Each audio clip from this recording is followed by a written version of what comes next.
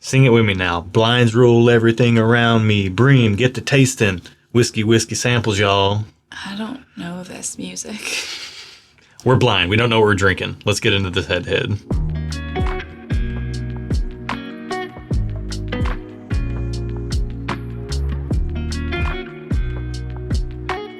Welcome to Stuff and Whiskey. I'm Erin. I'm Josh. If you're new here, I am more of the whiskey nerd. Erin is more of the social sipper and also doesn't know much about Wu-Tang Clan.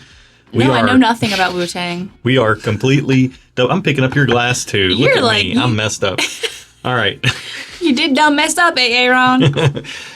We are completely blind. We have no idea what we're drinking. We've drawn this matchup at random from our blind sample pool, and it could be almost anything. Yeah. Usually available versus allocated because those are fun and informative videos for you guys and fun for us to do as well. But we got curveballs in here to keep us on our toes. Love them curveballs. Could be almost anything. Let's get glass one on the nose. You're going to see our first impressions. Then we're going to take some time, compare these, give them some ratings, let you know which one's our favorite.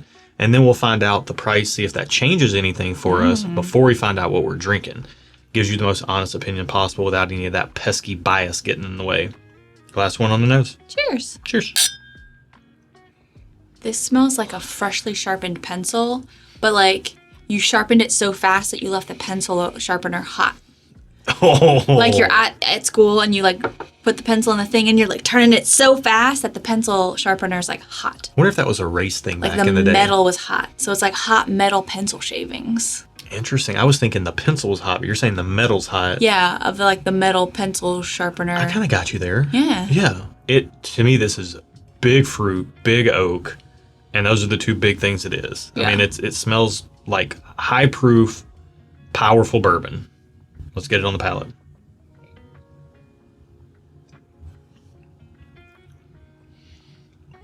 Check on high proof, powerful bourbon. Wow. It's a little spicy. Yeah. Boy, oh boy. I'm going to need a minute with that one. Yeah. And you know what's weird is that I'm getting only, I didn't get anything front or mid palate. It's all in the back of my palate. Really? I think I might have drank it wrong. Okay. I'm going to get another first sip. Yeah. I need a retake. That is such a powerful one. We do need a second sip. I'm still not getting much, flavor-wise. I'm just getting heat and spice and power, but I'm not able to, taste much. Wow. Man. Kind of like when I eat a hot sauce.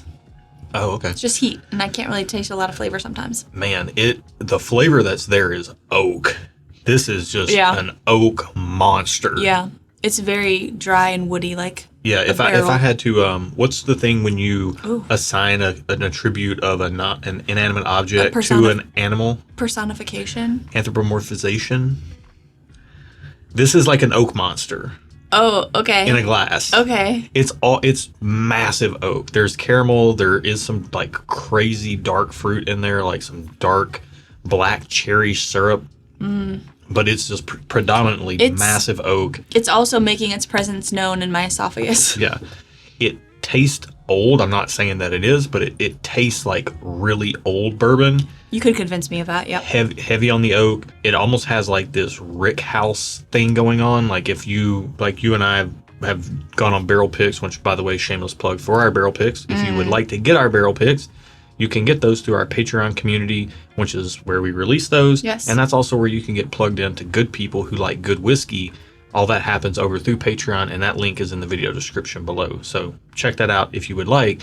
But on Barrel Picks, sometimes we are lucky enough to be able to go into old rick houses, like at Barton 1792 or Wild Turkey, and that smells like the old rick houses that just, 100+ years old, that just look like they're going to fall over almost, Yeah, when you're standing and you're looking up and there's a bunch of barrels above you and you're like, oh, gosh, I hope this doesn't collapse on me. But it's not polished up like a lot of the Kentucky Bourbon Trail. It tastes like old wood. It also has a crazy saturated flavor profile. What's there is really soaking in and worming its way in. I do kind of wish there were more flavors around, but I feel you. But it is strong and powerful. It's a force to be reckoned with. It's not trying to do everything well. It's just going into that lane that it's in, and it's a tour de force in that It's a strong, lane. independent woman who don't need no man. Just kidding. I don't know where that came from. I mean, I would categorize it more as like a strong lumberjack that just, doesn't need anybody. Love a good lumberjack. All right. If glass 1 is like that, I can't wait to see what glass 2 is like. Let's get into it on the nose. All right, this glass is already giving me more than the first glass. Okay. I'm getting like a caramel, like almost like a caramel chew with vanilla kind of interwoven in there. Like a caramel vanilla chew, like if it was the caramel color and like a white color, like a Lifesaver's cream saver, but caramel and vanilla. Ooh, that's what this is. It also smells strong as well. Yeah. But I'm actually getting some like flavors, which I'm happy about. Big vanilla, light brown sugar, caramel, like you said, all that's in there. To me, it's also kind of got like this cherry banana thing going on, like more on the cherry side, but like a maraschino cherry, and then like this kiss of banana in there too. Okay, like, you're getting a little fancy. No, it was kind of sending me down banana split lane. Gotcha. That's where you're going with this. Yeah. Which it's not, but it doesn't really have that chocolatey note. Now, if you mix the two, it might, but we're not going to do that right now. No. Let's get this on the palate. This is incredibly sweet. Yes, it is very sweet. Very sweet. I like that. I'm trying to decide if I like that. Yeah. I like it on first sip, but if I take 2, 3, 4 sips, is it going to get too sweet? That's my question. Now, here's the thing. I do want to make this note. Glass 1 is such an oak monster that I think it is making this read real sweet. And when we take our time and take our break and we clear our palates and start with the second glass, I'm going to be very interested to see how this one reads. But that's a fair point. Definitely hot on the heels of glass 1. It doesn't feel as strong, and it doesn't feel as strong, but it still feels strong. Yeah. I'm getting some heat, but it's not as much. It's more in the back of my palate and as opposed to my esophagus. Yeah, this is more oak and spice. Yeah. This is more sweet and sweet. It's just really sweet. Sweet and sweet. Let's get another sip. I would say this has a powerful sweetness. It's powerful, and it also is sweet. Yeah. It's not as strong as the first one, as we already discussed. So interesting. That second sip for me, though, everything kind of leveled out. The sweetness is getting balanced out with like this oak and spice I'm getting on the back end. More oak on the second sip, yeah. A little more dry. And some spice, too. That's kind of lingering on the finish for me. Yeah, I mean, I got spice up front. It kind of makes my lips tingle. That's how I know sometimes it has spice. It feels like I'm putting like a plumping lip gloss on my lips. Yeah, of course. We all know that feeling, right? Yeah. I mean, 98% of our audience is male, so of course y'all know. Yeah.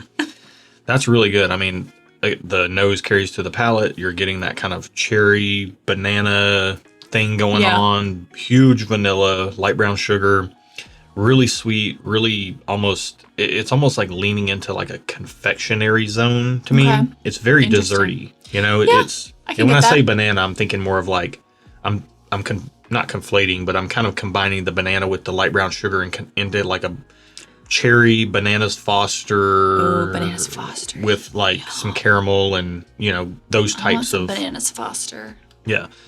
Man, these are both powerful pours. They're both very good. Yeah. It's gonna take us a minute to work through this one off camera, but we're going to do the hard work for you guys, and we're going to be back with our results, our ratings, and we're going to find out the price and see if that changes how we feel about anything before we find out what we're drinking. See you in a few. All right, we're back, and we're confused. Yes. That's all we talked about during the break, so we're going to catch up with each other and catch up with you too. Yeah. After spending some time with these, what did you think? Well, they started tasting very similar. I didn't get that at all. So I started with the second glass and went to the first glass, and you were right.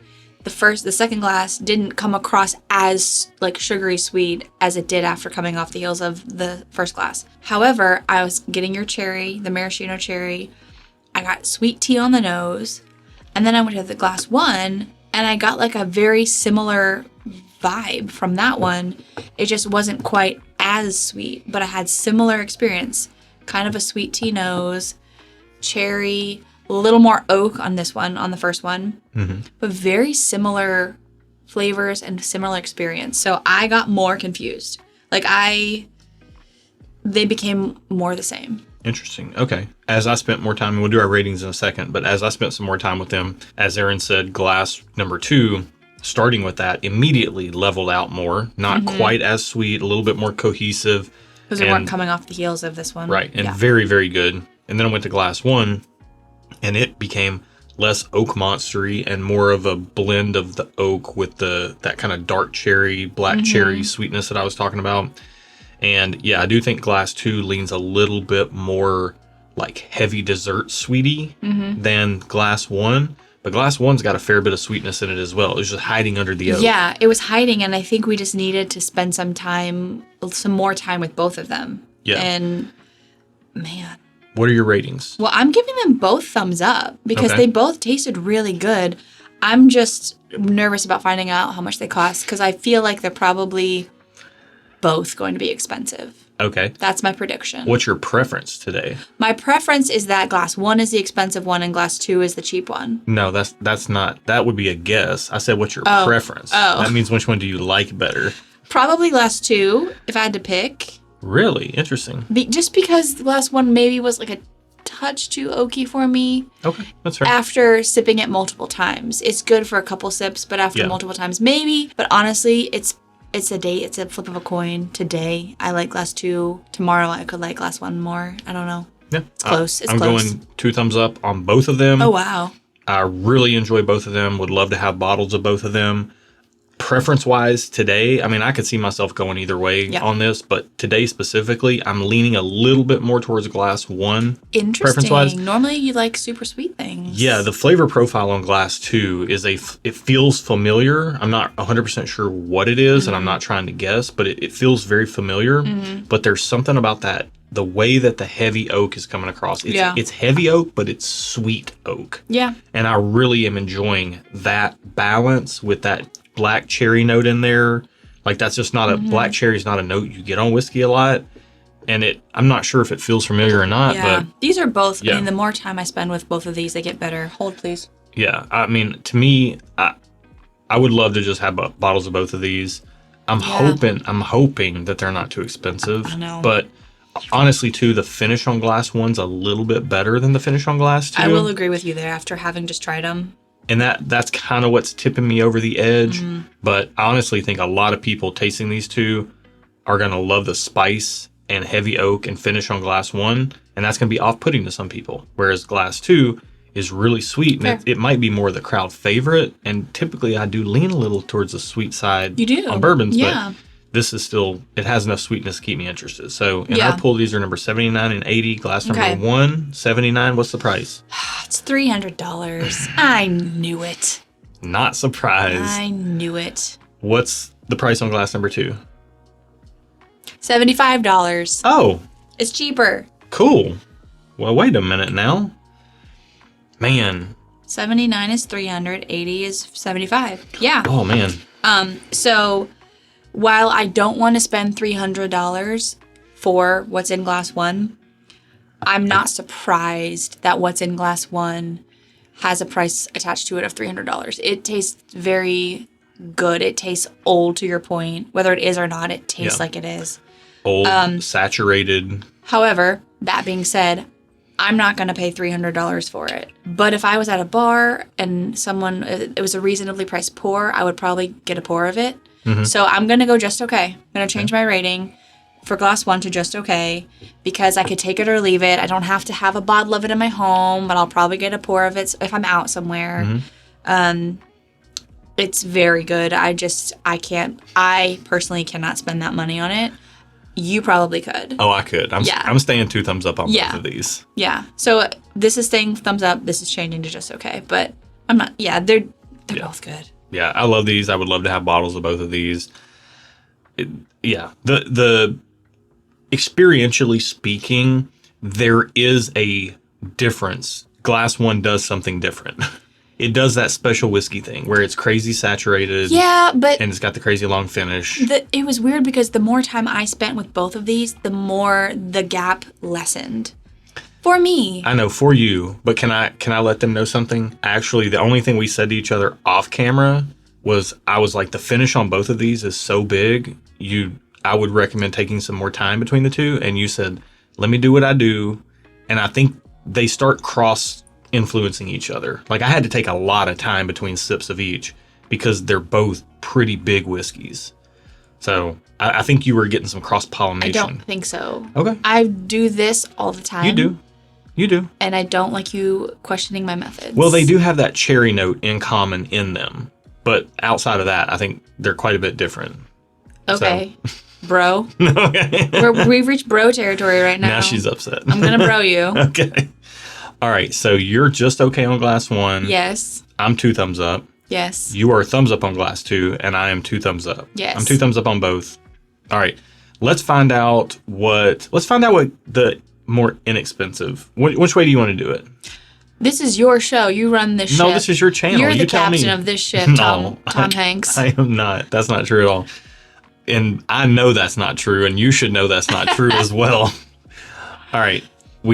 Let's just find out. Let's find out click the button you pick. I mean, they already know what this is because we put it in the title. I know, but I'm trying to find out. So what do you want to find out first? That's fair. I would like to find out what glass number 2 is first. Number 80 in our pool. Okay. Jack Daniel's Barrel Proof Rye. There was a part of me that was and like, it's is this a rye? 135.7 proof. No wonder it's so massive. Yeah. Okay, what's glass number 1? Booker's Rye. And the Booker's is thanks to Justin Williams. And the Booker's is 136.2 proof. Oh my goodness.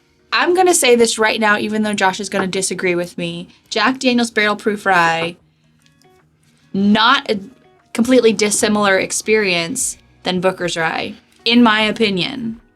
That's fair. In my opinion. Everybody's entitled to their own opinion. And you know what?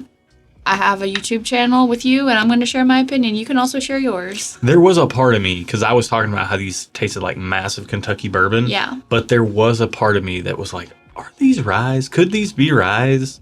What made you think that? I wasn't thinking rye or bourbon. I don't think that ever really. I don't know. It was just like a gut feeling. I don't really know. It's the way in which that, I guess if anything, trying to pinpoint it would be that the way that cherry note comes across. Yeah. In a well-aged rye, it comes across in like this kind of candied maraschino way, like it did on the Jack Daniels.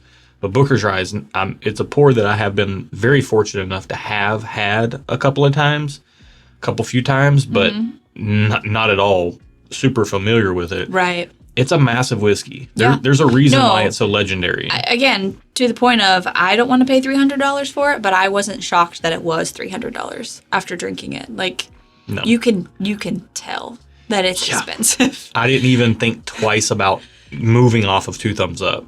Even at there was almost, at retail, there's almost no price you could have told me that it is massive. There's no price you could have told me that would have budged me off of that. Wow.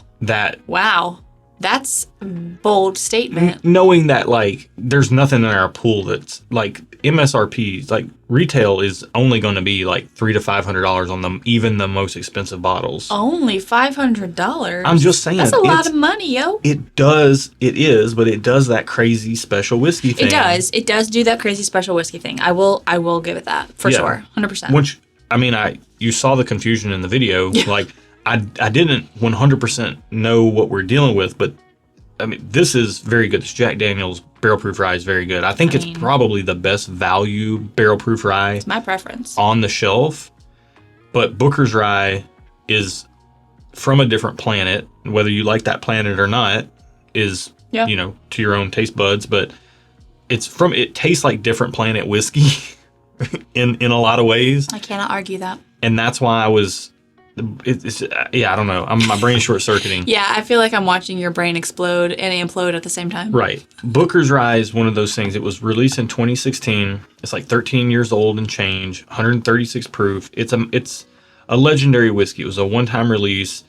Oh, so they don't even sell this anymore? No, it was released one time. So how are there still things floating around out there? People just get the bottles and don't open them and then eventually turn around and sell them. Wow.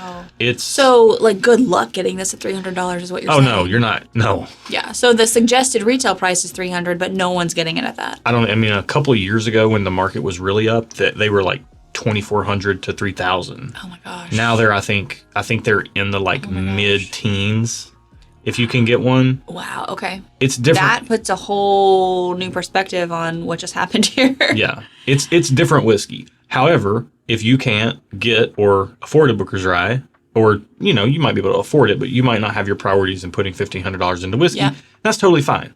We're not in a rush to spend $1,500 on a bottle either. With that said, if I were going to do it on a bottle, this is a bottle that I might feel pretty comfortable doing it on. With that said, if you're a little bit more on the cost-conscious side, like we are, Jack Daniel's Barrel Proof Rye, super, super solid option. Yes. When I put this matchup in here, you know, it was kind of just to see. I mean, thanks to Justin Yeah. for this sample. Thank you, Justin, for allowing us to be able to put this matchup together. Yeah, it was kind of just to see, like, could Jack Daniel's Shelfer even hold a candle to Booker's Rye? And for you, it did. It did. And it did come across more sweet and a little easier sipping, which I think might be more approachable for some people. Yeah. So if you're not used to, you know, those crazy whiskey, like huge oak, huge spice, like the Booker's Rye has, it could even come across a little sideways for you. Yeah. But man, this was a super fun matchup. If you like this style of content and these super fun head-to-heads, then make sure you subscribe to the channel. Yeah. Like the video if you liked it. Hit the bell if you'd like to join us on a live stream. Again, I mentioned our Patreon. The link down there in the video description is just waiting for you to click it so you can join in on all the good people and good whiskey. And we've got shirts, glassware, and everything else over at stuffandwhiskey.com. You can check out gift stuff over there, all kinds of stuff. Check it out. Yep, absolutely. Thank you so much for watching, y'all. That's it for today. Be good to each other, and until next time, cheers. Cheers.